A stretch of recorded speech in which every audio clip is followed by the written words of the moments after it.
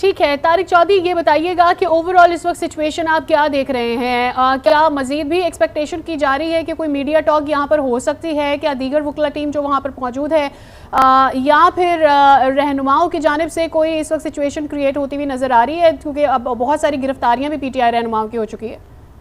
नहीं, अगर कोई वकील साहब यहाँ बात करना चाहेंगे तो डाइस मौजूद है और कैमरा मौजूद है, लेकिन मेरा फौरी तौर पे तो मुझे ऐसा वकील सीनियर नजर नहीं आया जो यहाँ आया और आके बात करना चाह रहा हो। अगर कोई अटॉर्नी जनरल साहब या हुकूमत के कोई नुमाइंदे या नैब के कोई नुमाइंदे आएंगे तो उनसे भी बात करने की कोशिश की जाएगी, लेकिन इमीडिएटली यहाँ पर कोई ऐसे लोग मौजूद नहीं है जिनसे बात की जाए या जो यहाँ बात करना चाहें।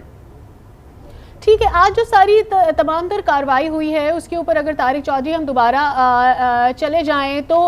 आपने अब तक क्या असेस किया है? पूरी कार्रवाई में जो आम सवालात रहे वो क्या रहे? देखिए, जो बहुत से अहम सवाल पूछे गए थे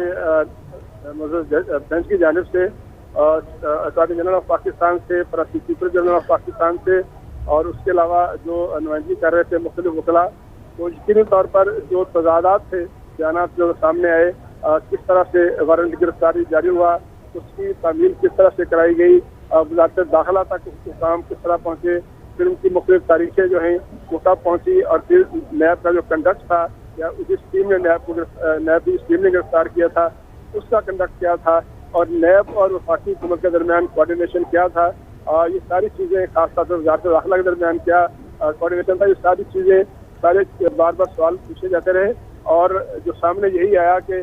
नैब के दरमियान और वज़ारत दाखिला के दरमियान और रेंजर्स की जिसकी डिप्लॉयमेंट थी उसके दरमियान कोऑर्डिनेशन जो है वो शायद नहीं था, और वो कोऑर्डिनेशन वो जो जिसमें जो लकूना थे, उसमें खामियां थी, उन्हीं खामियों को महसूस करते हुए और जो खास तौर पर जो वहाँ पर हंगामा हुआ था, उन सारी चीज़ों को मद्देनजर रखते हुए जो मौजूद 3 रुकनी बेंच है उसने ये फैसला किया है, और उन्होंने कहा है कि इमरान खान साहब को प्रोड्यूस किया जाए, और यकीन तौर जब इमरान खान साहब को प्रोड्यूस किया जाएगा उसी में ये फैसला होगा कि इमरान खान साहब से उनका मौक़िफ़ जाना जाएगा, उनका जो है राय ली जाएगी, उनसे पूछा जाएगा कि उनके साथ कोई ऐसा कोई नाखुशगवार वाक़या तो नहीं पेश आया। यकीन तौर पर इमरान खान साहब की जानिब से ये सारी गुफ्तगू के बाद, इमरान खान साहब को सुनने के बाद ही ये पता चलेगा कि फैसला क्या सामने आता है। ठीक है तारिक, बताइएगा कि ये कहा गया है कि वज़ारत दाखिला जो है वो तौहीन अदालत के मुर्तकिब भी हो सकती है, हुकूमत भी, क्योंकि अहाता अदालत से गिरफ्तार किया गया है। तो इस दौरान ये बताइएगा कि अगर तौहीन अदालत के मुर्तकिब होते तो क्या कार्रवाई हो सकती है, और क्या माजी में भी नैब की जानिब से दीगर फोर्सेस की मुआवनत हासिल की गई है हाई प्रोफाइल केसेस में गिरफ्तारी के लिए? देखिए, जहाँ तक अगर तौहीन अदालत का मुर्तकिब करार पाती है कोई अथॉरिटी, तो सबसे पहले तो ये डिटरमिन करना होगा कि वो अथॉरिटी कौन सी है। जैसे मैंने पहले बताया कि नैब के हाई कोर्ट की जानिब से भी वज़ारत दाखिला और इस्लामाबाद के IG को तौहीन अदालत का नोटिस जारी करने का क्या दिया गया है। अगर आज ये पता चलता है कि वज़ारत दाखिला के कोई एहलकार जो हैं या सेक्रेटरी दाखिला हैं या वज़ीर दाखिला हैं या कोई भी अथॉरिटी जो है उसको जिम्मेदार कर दिया जाएगा, तो सबसे पहले उसको नोटिस जारी किया जाता है, तौहीन अदालत का नोटिस सर्व किया जाता है, और नोटिस सर्व करने के बाद वो एक प्रोसेस होता है, उस प्रोसेस के तहत ही उनको सुना जाता है। सुनने के बाद ही पता चलता है कि क्या वो वाकई तौहीन अदालत का इर्तिकाब उन्होंने किया या नहीं किया, और अगर तौहीन अदालत का इर्तिकाब साबित हो जाए फिर जो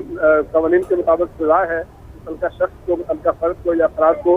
फिर वो सजा संबंध होती है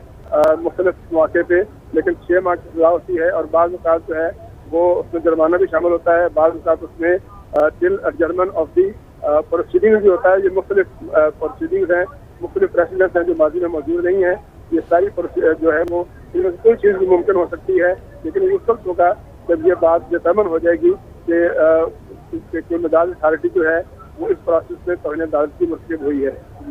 ठीक है तारिक चौधरी, आज इस बात का भी इस्तफसार किया गया अदालत की जानिब से कि इस सारे मामले पर चूँकि आज नैब प्रोसिक्यूटर की जानिब से इस्टेब्लिश किया गया कि हमने तो ये दरख्वास्त दी थी कि इमरान खान की गिरफ्तारी अमल में लानी है, अब उस दरख्वास्त पर वज़ारत दाखिला ने अगर रेंजर्स को भेजा है या गिरफ्तारी किस तौर से हुई है इसकी जिम्मेदारी नैब पर नहीं है, जिसके जवाब में अदालत ने ये रिमार्क्स दिए कि इस सारे मामले में वज़ारत दाखिला की जिम्मेदारी नज़र आती है। चूँकि अब हम तौहीन अदालत के जिक्र पर बात कर रहे हैं, इसलिए मैं इन रिमार्क्स का जिक्र करें आपके सामने। देखिए, ये रिमार्क्स हैं अदालत के, और एक प्राइम फिशा एक ऑब्जर्वेशन होती है कि अदालत समझती है कि जो प्रोसेस था उसमें फलां चीज़ें मुमकिन होती हैं, लेकिन जाहिर है जब तक दूसरे फरीक को ना सुना जाए, क्योंकि आज तो इस वक्त जो प्रोसीडिंग हो रही थी वो इस बात की हो रही थी कि क्या इमरान खान साहब की जो गिरफ्तारी हुई है वो लीगल तरीके से हुई है या नहीं हुई, और क्या उस गिरफ्तारी के दौरान जो है अगर कोई ज्यादती हुई है तो उसका मुर्तकिब कौन है। सबसे अभी तो ये फैसला होगा कि इमरान खान साहब की गिरफ्तारी का स्टेटस क्या है और क्या उसको बरकरार रखना या नहीं रखना। जब ये बात मेन चीज ये तय हो जाएगी और फिर ये भी देखना होगा कि वो रिमांड पर हैं तो वो रिमांड को कैसे खत्म किया जाए। उसके बाद जो है दीगर जो पहलू हैं कि तौहीन अदालत किस पे लगनी है किस पे नहीं लगनी, वो तौहीन अदालत हुई है या नहीं हुई, तौहीन अदालत स्टेब्लिश होती है या नहीं होती, तो ये एक लीगल प्रोसेस है। आज अभी फिलहाल फौरी तौर पर ये होगा कि अगर तौहीन अदालत का बस के कोर्ट समझते किसी को तो नोटिस जारी कर दिए जाएंगे मुतल्लिका अफराद को, जो आए और जवाब दें कि अदालत समझती है कि उन्होंने तौहीन अदालत की है, लेकिन उनका मौका भी तो होगा और वो अपना मौका बयान करेंगे। अगर वो अपना मौका साबित करने में कामयाब रहते हैं तो एक और सूरत होगी, और अगर अपना मौका साबित करने में कामयाब नहीं होते तो फिर डेफिनेटली एक वो लायबल होंगे क्यूरेटिव एक्शन के। ठीक है तारिक, ये भी बताइएगा कि अगर तौहीन अदालत के मुर्तकिब हो जाते हैं तो फिर इस दौरान नैब की जो कस्टडी में इमरान खान हैं 8 दिन के लिए, तो क्या वो खारिज किया जा सकता है सुप्रीम कोर्ट की जानिब से? जी मैंने अर्ज किया कि आज दो मुख्तलिफ चीज़ें